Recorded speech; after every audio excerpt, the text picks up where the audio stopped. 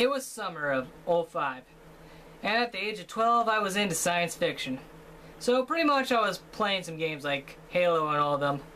But there was one game that really intrigued me. When I first saw a commercial on TV, rather than you fighting the aliens, you were the alien causing the invasion, trying to destroy humanity and take over the world. No, I'm not gonna add in that M. Bison joke. But what other way to start this new segment but to review the first game of a little forgotten franchise known as Destroy All Humans.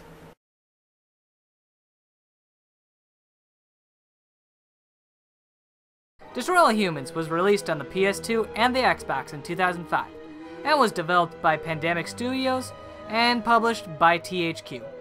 And the depressing thing about that is that both the developer and the publisher are now defunct. The game takes place in 1959 and parodies the lifestyles, pop culture, and politics of that time period. The game starts with Cryptosporidium 136 hovering around a launch site, while the military personnel were testing a rocket. The rocket was launched and blew up his ship, leaving him fatally wounded and is captured by the US military. You play as Cryptosporidium 137, a wisecracking Jack Nicholson-esque alien. What's shaking, Pox? You look a little, what's the word, constipated. He travels to Earth with another Furon, who is also his boss, named Orthopox 13, who is voiced by the legendary Richard Steven Horvitz. If you're not familiar with that name, he's most known for voicing characters such as Invader Zim, and Alpha 5 from Mighty Morphin Power Rangers. Curse you, poop dog! Curse you! Only if we want to retain our immortality through cloning. Of course it's bad! Crypto comes to Earth to rescue Crypto 136, while Pox desires to extract human brain stems for study. Crypto and Pox are both very funny and entertaining characters, and it's a blast to see these guys interact. But there's a time for thought, and there's a time for action, and this is one of those times. Which? The second one. Perhaps you're right, 137. Of course I'm right. You kidding me? A Cryptosporidium captured by a bunch of monkeys? By the way, if you die, another Crypto clone gets made. It's a way to excuse the many times you die in the game. You start off with the typical tutorial stage, to learn the basic stuff, such as using your jetpack, health regeneration, and shield, using your gun, telekinesis, ESP, holobob, and flying around in your saucer. Afterwards, we get an introduction to the game's antagonists, Majestic, led by Silhouette. The Majestic agents are the enemies that put up the most fight in the game, and are pretty much the most fun to fight. Last call, Space Rat. You don't have to go home, but you can't stay here. Stop! Majestic lesson number 1. This game has an alert system, similar to Grand Theft Auto's wanted level system. The police in this game are complete pushovers, while the military put up a bit more of a fight. But if you're so badass that even a fucking tank can't stop you, then the Majestics will show their faces. They have a pretty strong laser gun in their disposal, but it's not too problematic, unless of course they take advantage just to get a cheap hit on you. But what makes this game very challenging is when you have to sneak around using the holobob. You can disguise yourself as a human with this ability, but when you get too close to a Majestic agent, it will shut off. So if you're overwhelmed by the men in black, getting away will not be that easy. But there are ways around it. Hypnotizing one agent to distract all the others is a good trick to pass by undetected. Unfortunately, they leave EMPs around, which disables all your equipment for a certain amount of time, and it gets pretty annoying. Thankfully, they're easy to get rid of. Crypto has some weapons at his disposal. The Zap-O-Matic, where you can electrocute some humans. The Disintegrator Ray, very self-explanatory.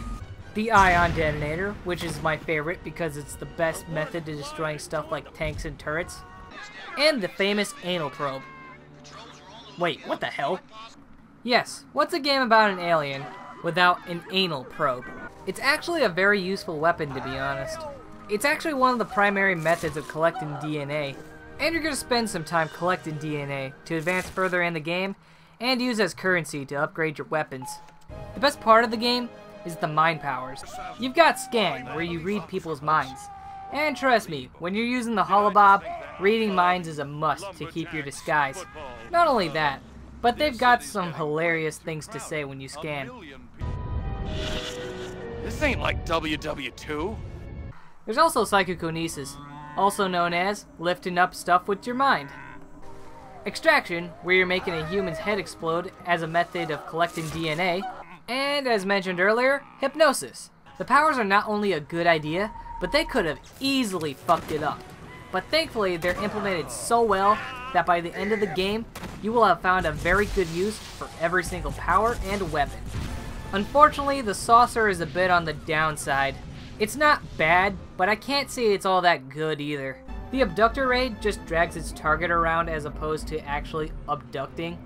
And the death ray is very awkward to use while maneuvering, to the point where you have to be very precise on some targets. The sonic boom and the quantum deconstructor are the best weapons on the saucer, as they cause the most damage to buildings and vehicles in a short amount of time. On top of that, the saucer doesn't regenerate health like you do when you're on foot, and the sonic boom and quantum deconstructor run out of ammo quickly. You've got to find some health and ammo floating around, but what makes this a big issue is that you will find yourself being surrounded by missiles and Tesla coils. It will hinder your destruction binge. As mentioned, one of the game's biggest hits, right next to its amazing gameplay of course, is the humor. You want to know what's been going on around here? I'll tell you what's been going on around here. Communism, that's what!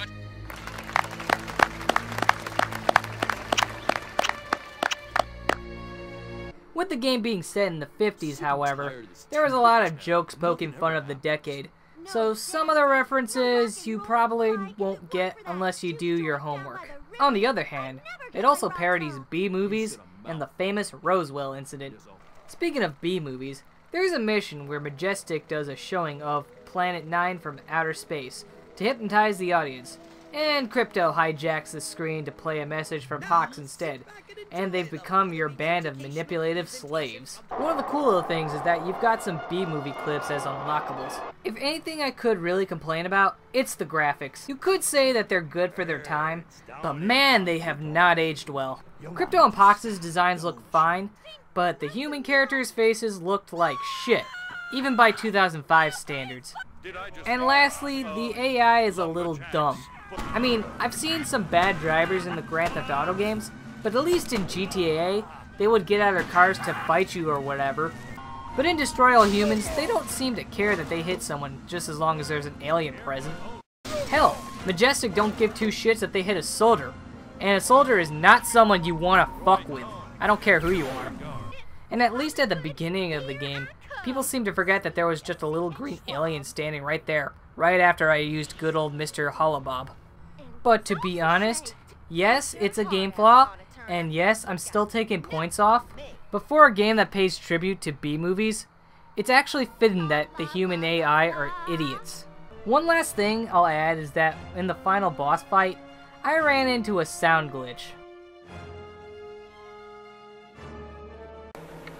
Overall, this game may not be perfect, but it was still a blast to play, especially if you ever wanted to play a villain kind of character. That's why I give Destroy All Humans a 7 out of 10. Peace out. Life